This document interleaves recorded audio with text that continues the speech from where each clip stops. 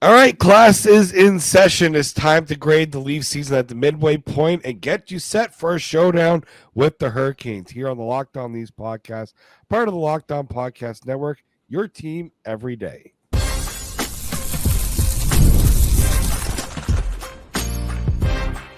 You're Locked On Maple Leafs, your daily podcast on the Toronto Maple Leafs. Part of the Locked On Podcast Network, your team every day.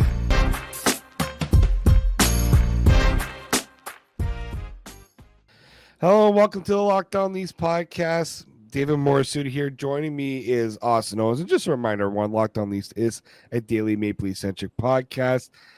I probably went a little too hard on that intro, considering how my voice is. But I need to get you a Hall sponsorship.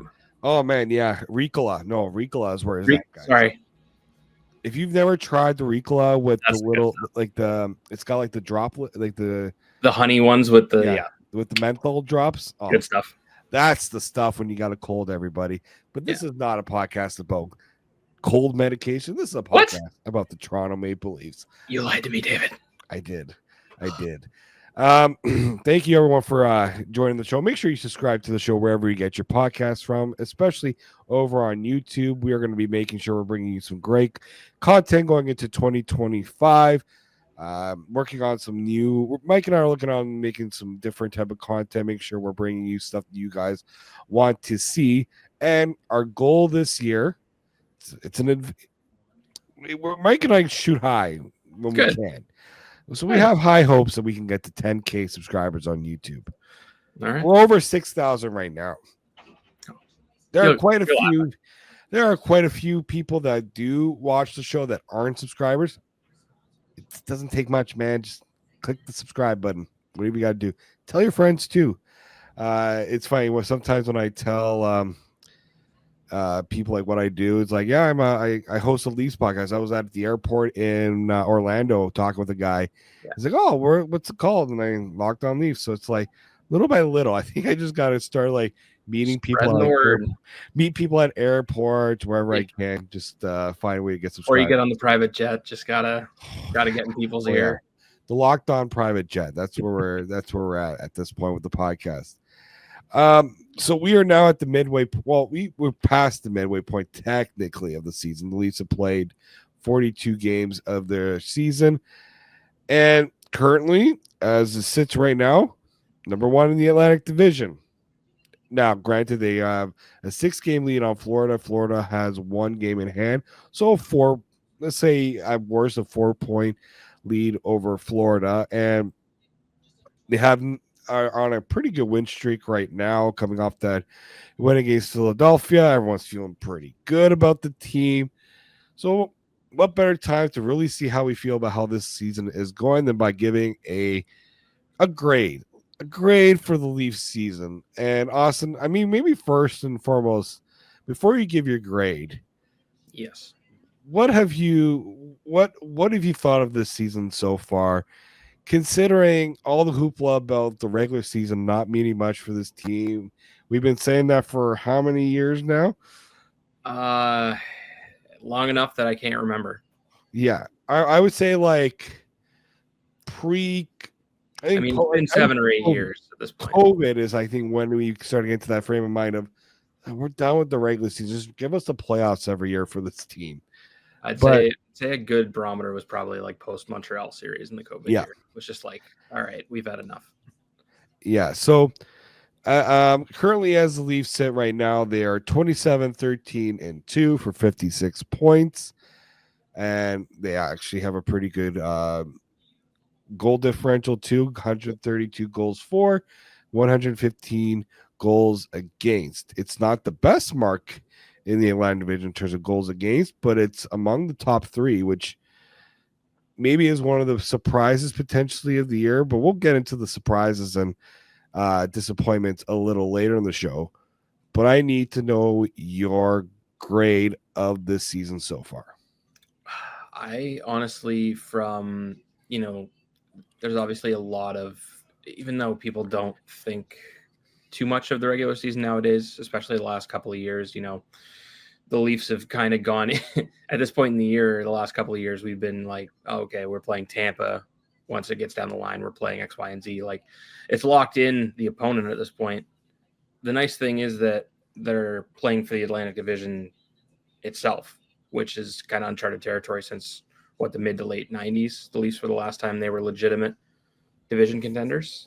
I think when you go into, things that are out of their control, the injuries, that kind of, you would like to see more of this lineup together frequently. Honestly, I where they're at in the standings halfway through the year, if you were to ask me if I thought they would be first in the Atlantic Division, what is it, 5 or 6 points up on Florida right now? 4? Well, currently 6. They have one game in hand. 6 points up on Florida. We don't worry about semantics. 6 points ahead on Florida. It's either an A-, or if you really want to get nitpicky, a B+, somewhere in that range for me. I think it's the best goaltending we've seen from this team in, again, as long as I can remember, especially with, coming into the year. I think Stolarz was kind of there was a question of, is it a 1-year thing, or is he actually going to sustain this production over a bigger sample size than he did in Florida last year? He's done that. Joseph Woll's been able to stay healthy after the whole thing during the start of the year when he played one preseason game and then was out for a couple of weeks or a couple of games at least. So I'm very optimistic about where they are right now. Usually can't really say that about this team. You kind of go through the midseason lull and it's, X, Y, and Z is wrong. There's certainly room for improvement, which is why it's not higher, but I'm feeling good right now. So I'm going to say, let's go A-. Let's give them, their flowers for the moment. Okay. I was in like the B+ range with this team because this team remains too talented to not be contending at the top of this division.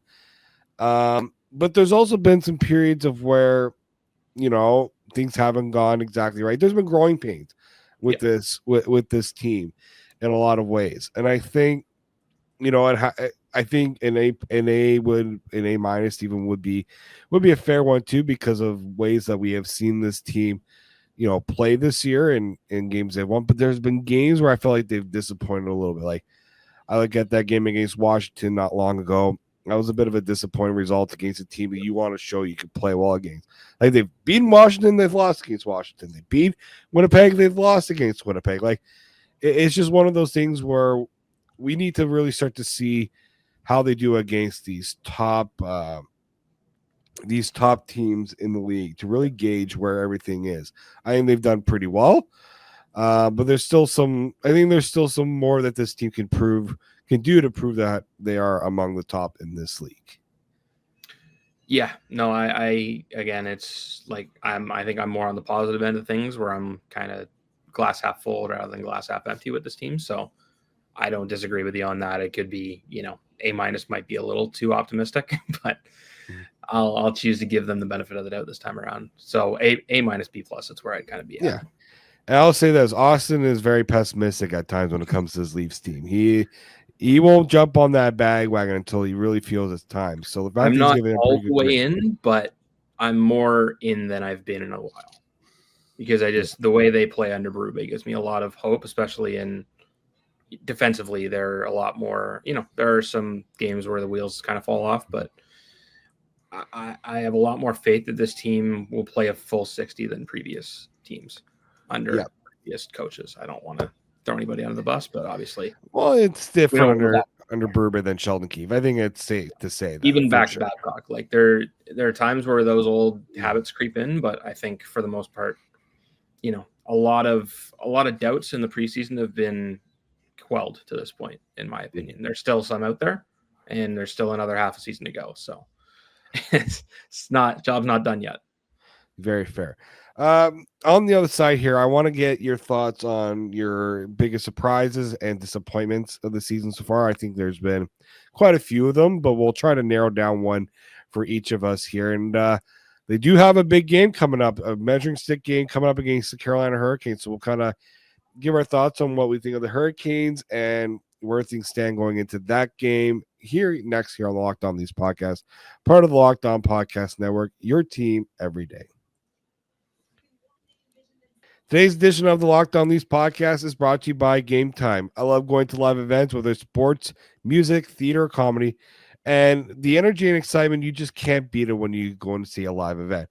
Now Game Time has made it even easier to get tickets for your favorite event with their new feature, Game Time Picks. This feature filters out the fluff to show you only incredible deals on seats, so you don't have to waste time searching through thousands of seats. I know many of my friends who are looking for tickets. I tell them, go and look at Game Time. Had a few of them go and look at Sebastian Maniscalco tickets. And when he was in Toronto, they got some great deals there. Leafs tickets, I say if you want to save some bucks, go to Game Time. Because if you go to Game Time and download the Game Time app and create an account and use the code LOCKEDONNHL, you get $20 off your first purchase. Terms apply. Again, create an account and redeem code LOCKEDONNHL for $20 off. Download Game Time today. What time is it? Game time. The Lockdown Leafs podcast continues here. David Morassutti with Austin Owens, and we've gotten the grades out of the way. We're both pretty positive on what we've seen from Leafs. I mean, it's hard not to be positive. You know when things are positive though, and I was listening to I was watching Breakfast Television when they like to bring in a few segments here and there. They're talking about the Leafs, and I heard a very positive Sid Seixeiro talking about the Leafs, which if you've ever listened to Sid talk about this Leafs team, Austin, I've known him to be a very pessimistic person. Sid is like the king of pessimism. Toronto sports in general, it's hard to get. It's like drawing blood from a stone with them, trying to get an optimistic take. Yeah, there were a couple people who were saying, let's see it come in the playoffs, because obviously that always remains the measuring stick for this team, right? Regular season, they've done it. Can they do it in the playoffs? But before we even get to the playoffs, let's go through some of the storylines of this season so far. I mean, there's been a lot of things that have popped up with this team. You know, the Austin Matthews injury, both goaltenders having their fair share of injuries have played a big part in this league season, maybe a little bit bigger than some may have expected. Yeah. A new head coach, you've got a revamped blue line, and where was this team going to stay status quo going into the year, given everything that happened last year? And then you got Brad Living, and he got his chance to see this team up front and close. But what do you, given everything that this team has been through to start the year, what's been the biggest surprise for you? I think it's what we talked about in the last segment. It's just, them kicking the old habits, because it's kind of, at a certain point with this era regime of players, it's kind of the can't teach an old dog new tricks kind of comes in. Is this team just are what they are? Is this MO what it is? And I think slowly but surely, Berube's kind of kicking the old habits out of them a little bit. And he's getting on guys when, Keefe, I don't know if it was gun shyness. He was, didn't really feel comfortable when he was calling guys out. He was immediately having to backtrack on it. I feel like there's not the same worry with Chief. He can just go out and, do exactly what he wants, which is just build the team in his image. It's not the most high event hockey. It's at the same time, though, it goes hand in hand. You're not seeing those, crazy 6-5 shootouts where the Leafs are having to come back from crazy goals down. It's, very steady 2-1, 3-1, 4-2 games, which is, not always exciting for the casual fan. But I think from, some of the craziness we've seen over the years with the Leafs, it's kind of needed at this point. You kind of just like to see a team that can shut it down or give up only a goal or two over 60 minutes and feel pretty good about the fact that the guys they have in there can come up with more goals than that, win games.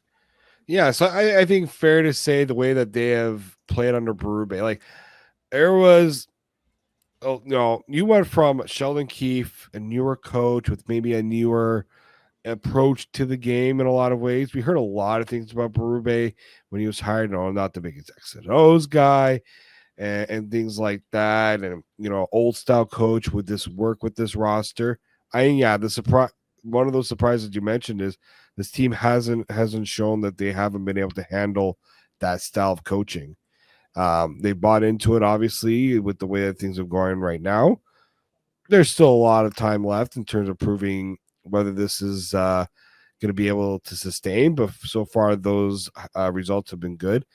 I guess for me, the biggest surprise has been the goaltending. I didn't think the goaltending was going to be bad this year. I didn't expect it to be this good. Yes. I think that's my other takeaway would be that. Like, I would say, look, like, we knew that Joseph Woll had talent. We knew how good he could be. But I don't think we truly understood what his development curve and where he's at currently. Like, I think it maybe in a way we maybe not fair considering what he has shown in the playoffs and things like that. But it's one thing to do in the playoffs; it's another to do it through the season. And I think that's been the biggest impression I've had is he's been able to steady the ship, especially with Stolarz out.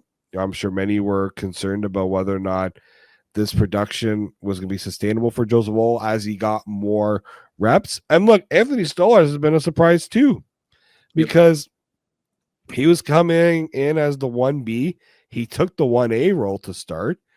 Yep. And what does he do? 2.15 goals against average, a 927 save percentage in 17 games. It's pretty good for a guy that you signed to a pretty reasonable contract. And even Joseph Woll, 2.46 goals against average and a 915 save percentage. Yeah, I know some people say, well, Stolarz' numbers have been better. Woll has played a few more games, and I think Woll wasn't exactly healthy when he came back. He was still working his way back a little bit, right? He was starting off with an injury, but his play has really shone the last few games, right? We're seeing... How many of the last couple of years would the Leafs have killed for 915 or even? Yeah, I guess maybe I shouldn't undersell. Like 915 goaltending is actually pretty good for the Leafs considering what we've had with Samsonov, with Campbell. Yeah, I mean, with Freddie Anderson was pretty solid in terms in that regard, I guess.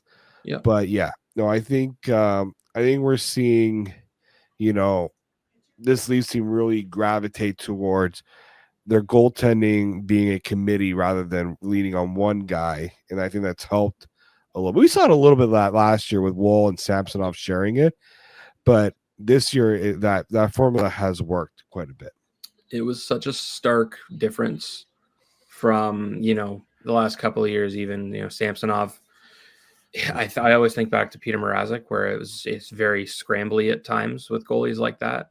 Like they'll make some crazy saves, but it's also out of desperation. Same thing with Samsonov, where it's Joseph Woll's. You're never really worried about him losing his posts.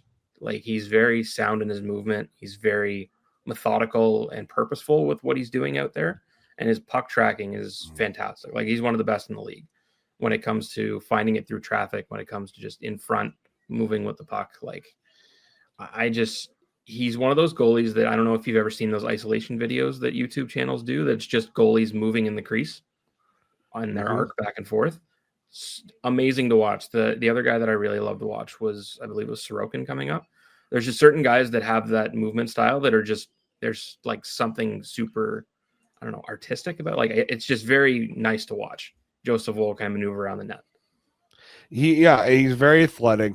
We've known that he's not as big as Stolarz too. Like we like Stolarz is a freak on skates. Still big though. He's 6'2", 6'3". But yeah, like Woll's not small either. I mean, compared to Stolarz and even Hildeby though, he's tiny. Exactly. But I mean, I do think that he's really used that advantage of his athleticism. It's been one of those things I think a lot of people have been impressed with. Going into this year. Your biggest, I guess, disappointment so far this year? It's hard to go with the disappointments after I gave them such a high grade. Like I was trying to think about it. I'd say, the last time I was on, we talked about, the lack of scoring on the back end. I think that's been a big thing when it comes to the Leafs. Morgan Riley's turned it around and you see glimpses. Oliver Ekman-Larsson, you probably want to see more out of him because he's an offensive defenseman coming in. But those guys are starting to turn it around at least a little bit. One goal we saw with Matthew Nyes can kind of spark a bit of a run. But it's got to be consistent. It can't be one goal every, 10 games or something like that. You have to have, somebody's got to be coming up with chances, opportunities, even looking dangerous from the back end and stretching the defense out by just threatening a shot. I think that's very important. Just throwing pucks on net and something will come. Maybe it's not, goals right away. It's kind of tough to just say, hey, the fix all is just put the puck in the net. I mean, if it was that easy, they'd be doing it. So I think just, getting good opportunities and then it snowballs from there and turns into, scoring chances and high danger chances where they can, be in a real good spot to score. Yeah, they definitely need to see more from the blue line in terms of scoring. My big disappointment has to be the power play. Yeah. Like the big thing, the first 2 weeks, that'd be the easy one, right? It's gotten better, right? I think like they were near bottom of the league. They couldn't do anything on the power play. And now they're up to 18th in the league. But I'm sorry. This team with this talent should not be 18th. There was a lot of obviously talk when they brought in Mark Savard as the assistant, what he was going to be able to do with the power play. And personally, I don't think it's a coaching issue. Like when I watched this power play, especially against Philly, it was like they didn't know how to pass. It was as if they were just moving the puck rather than like than passing it with purpose. And that was kind of, in a way, pissing me off because these are opportunities to, when you got so many power play opportunities. They had 2 in that first period against Philly. Like that's the difference between being outshot 9-2 in the first period and maybe at least not being down 1-0, having a chance to score a goal and, having maybe at least 4 more shots on goal. Yep. Usually you can get about 2 or 3 per power play. Like to me, that's been the concerning part for me.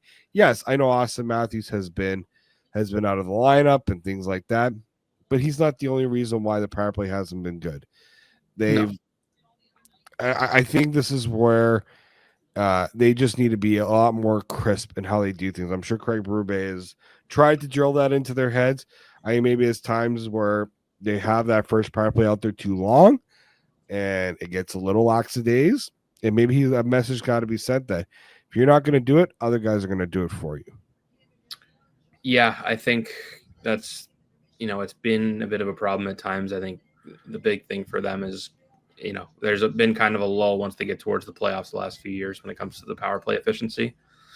And I think it becomes very passive at times, where it's Morgan Riley doesn't want to shoot, Marner doesn't want to shoot. It kind of defaults to Matthews. And obviously it's like when you have an Ovechkin out there on the power play, you're looking for the team's top scorer for a team to default there. So you're going to shadow him a little closer. So, Marner's had an improved, goal output the last little bit. Matthew Nyes is red hot right now. Even John Tavares is having a really good year when it comes to just shooting the puck. He had a great one that went off the post and in. Last game, Willie Nylander. You have the guns out there that something's got to go. And that's the problem, is it can't just default to Matthews. And I think we've talked about that previously when it comes to, Mitch Marner feeling a little bit like he has to default to Matthews because he's the shooter and Marner's the passer. Where it's, you're in the NHL, you're a whole hell of a lot better than the other 99% of people. Like have some confidence in your shot. And, if you put stuff on more times than not, like it's going to go in. I think I was watching the game yesterday and they had 7 shots with about 10 minutes to go in the second. It's like, it's just not going to cut it. And it's happened a couple of times where it's, it might not be the shot that you want, but it's the shot that's available. So you have to take it when it's there.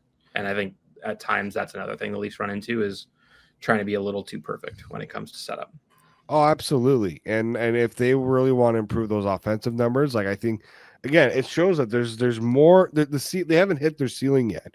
There's still more they can do. And the power play is going to, I think, be one of the biggest areas that they can really improve their production. All right, on the other side, we got a hockey game to talk about. It is a showdown in Carolina and Raleigh against the Hurricanes. Let's see where the Hurricanes are at this year. A couple players maybe want to keep an eye on and how the Leafs kind of match up against them next year on the Locked On Leafs podcast, part of the Locked On Podcast Network, your team every day. Today's edition of the Locked On Leafs podcast is brought to you by FanDuel. From big upsets to game-winning drives, the NFL playoffs are better with FanDuel. Because right now, new customers can bet $5, get $200 in bonus bets guaranteed. That's $200 in bonus bets, win or lose. The FanDuel app gives you everything you need for live bets, same-game parlays, and so much more. Visit the website and share betting lines. Go and share them with your friends. See if maybe your friends want to get in on the action. Do you want to bet on Matthew Nice to score another goal? He's on a streak right now. That's one of those things you can go and bet over at FanDuel. Just visit FanDuel.com to join today and get started with $200 in bonus bets. That's FanDuel.com. Make this playoff season unforgettable with FanDuel, an official sportsbook partner of the NFL and the Locked On Podcast Network. Welcome back to the Locked On Leafs podcast. David Morassutti. Joining me here is Austin Owens, who's graciously helped me this week with Mike not here. Him and Frank have been great. I do have another friend who is expected to be joining me post game, so we're gonna try to do a post game show, and I'll try to have that up not later like I have been the last few days. I'm trying to get back to our normal schedule routine as I'm not like just absolutely gutted with no voice. It's gotten better. It's gotten a little better. So just all the Ricolas. Almost back to being normal. I would say I'm about 85%. 85%. So it's pretty good. You'd be in the lineup if it was the playoffs. I would definitely be. I was in the lineup when I was like 40% on that first one. Your puck's in deep at all times. Oh yeah. That was just rough. So I appreciate everyone for sticking with me through this. And obviously we now have a big game to talk about because the Leafs against the Hurricanes have never really been my favorite games to watch, because the Hurricanes play a style of game that I am not really a fan of because it does not translate well against the Leafs, especially when they play in Carolina. So I'm gonna post up the head-to-head matchup here between the Leafs and the Hurricanes. The Hurricanes have had a pretty good season, right? 24-15-2. I'm just going to double check where that has them in the Metro division. They are currently third in the Metro. Obviously, Washington at the top there with 58 points. The Hurricanes have 50. They're behind New Jersey, the Sheldon Keefe-led New Jersey Devils. But as we've come to expect with the Hurricanes, they are pretty impressive in a certain number of categories. 5-on-5 expected goals, they're at 55.7%. It's a really good rate. The Leafs, in comparison, are at 50.8, and the Leafs were below 50 for a bit. So they've increased this number for the last little bit. Power play, the Hurricanes are at 23.4%. The Leafs obviously at 20.7. Penalty kill. This is where the two teams are actually. The Hurricanes are actually the top team in the league at 84.9%, pretty much 85%. The Leafs are 8th at 83.2%. So if the Leafs power play is going to look to get back on, back into being more productive, this might not be the unit that might be able to do that against Carolina. But I mean, weird things have happened. Yeah. But yeah, no, the Leafs have done a really good job with the goals against. The Hurricanes have found ways to put pucks in the net. It's obviously a goal scoring by committee effort there in Carolina. So let's go through some of the players, their lineup. So I'm gonna just go ahead here and put up their projected. Look at these graphics. Oh yeah, we got the graphics going. I meant to get the graphics going the other day, but I wanted to make sure we got them for this game. This is a big game, right? So obviously we got the top line of Seth Jarvis, Sebastian Aho, and surprisingly enough, Jack Roslovic is there on the top line, or the pseudo top line for the Hurricanes, and their leading goal scorer Martin Necas is on the second line with Jesperi Kotkaniemi. Some of you may remember him from over in Montreal. Actually, Kotkaniemi, man, still not. It's crazy how this Hurricanes team remains to be in the mix every year, despite their second line center having 18 points in 41 games. Crazy to me, but yeah. And it's also crazy because you've got Eric Robinson on that line too. I was drawing a blank on Robinson without the first name. Was just like, there's a lot of Robinson, so I had to narrow that one down there. No, you're good. That's just I could not put the name to the jersey. It was just kind of the hamster wheel wasn't going on that one. Yeah, I think the big one here when you're looking at the Hurricanes too is who's going to start in net. It's likely going to be Kochetkov, but with Freddie Anderson hurt this year, shocker. Unfortunately, Freddie just hasn't been able to stay healthy. They've now had to rely on Dustin Tokarski as their backup. So they're like one injury away from really being in a pickle. And that's happened in Carolina where they've had to deal with injuries. Yeah. But let's go with who we're going to be locked in on tonight. Austin, a player that we're all really familiar with here in Leafs Nation. Oh, wrong picture. I forgot to change the picture on that graphic. I'm just going to say it's Seth Jarvis. Yeah, that guy. So Seth Jarvis, he has 11 goals, 29 points this year. He's dealt with some injuries, only played in 34 games. So he missed about 7 games this year. What catches a lot of people's eyes in two things with Seth Jarvis. One, named to Team Canada for the Four Nations face-off. One of the surprises on that team. Very skilled player. It's not like he's not a good player. No. It's just with the injuries and some of the players that could have made that team, it's a little surprising that Seth Jarvis was in the mix for that Team Canada spot. And we all know the Leafs connection with Seth Jarvis. Austin, would you like to remind Leafs fans that connection with Seth Jarvis? Oh, kicking the PTSD. I do believe he was taken with a pick that the Leafs traded for. That would be Patrick Marleau, no?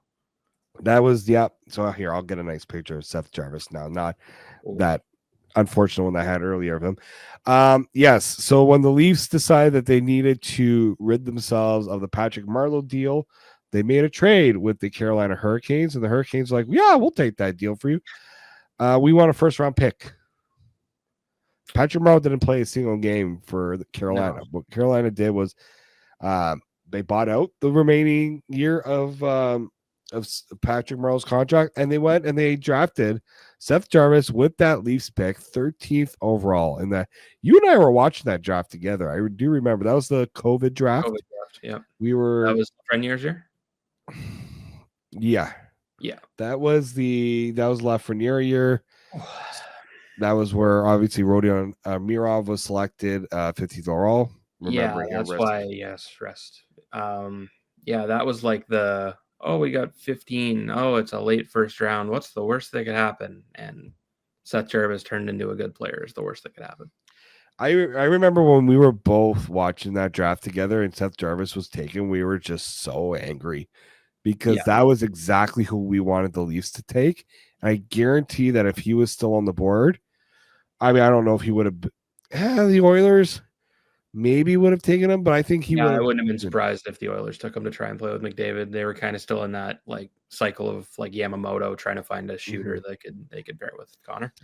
Yeah, so he's a guy you're gonna have to watch in this game. He's been playing pretty well. Ever since the last few games, he had a 2-goal game against. I actually was watching a little bit of this game between the Penguins and the Hurricanes. He had 2 goals and assists in that game. So he's putting up some points. So he's a guy you always have to keep your eye on.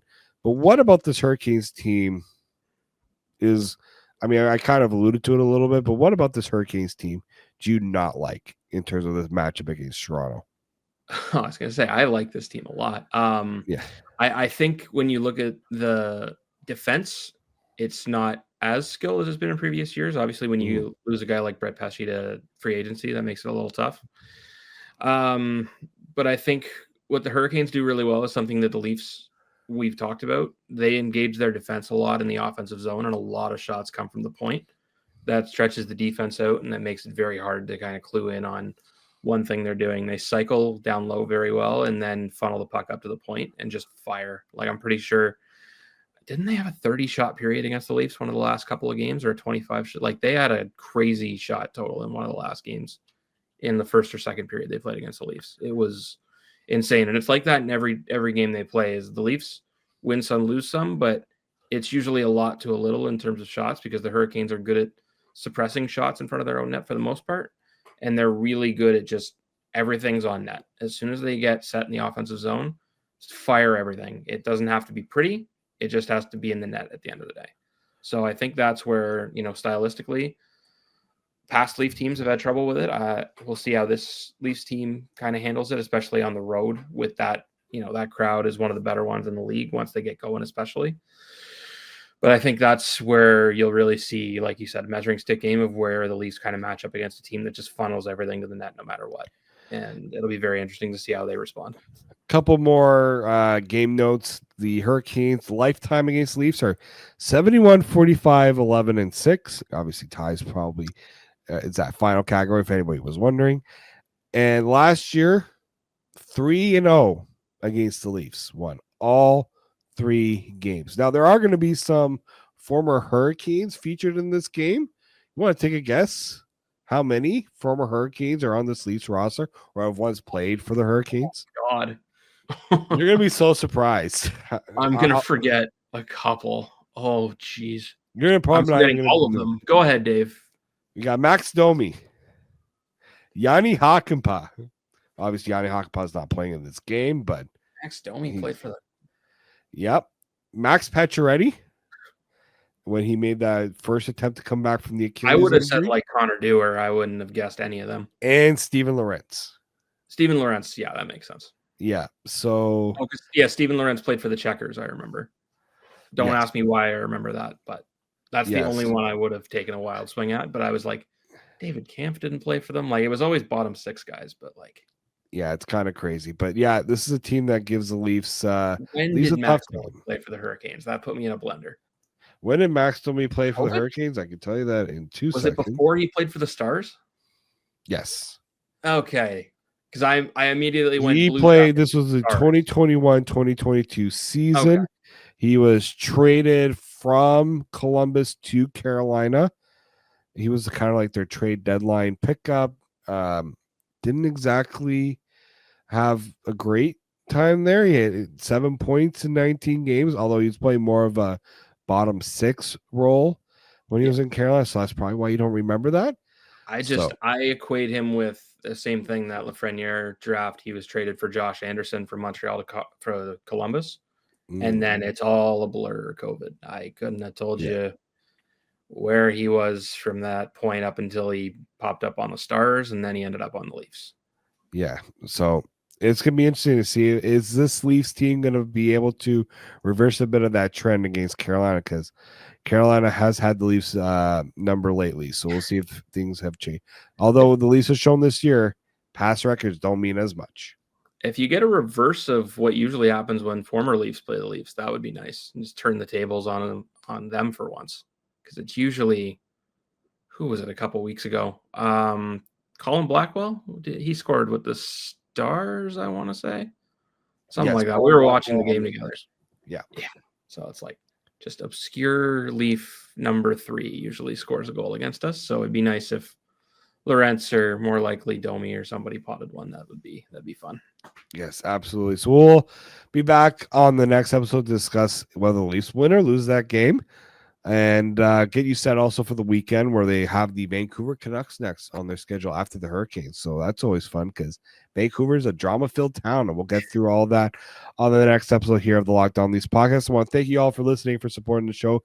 Make sure you go and subscribe to the Locked On Leafs podcast wherever you get your podcasts from, and make sure you continue to follow, and make sure you tell all your friends to subscribe as well.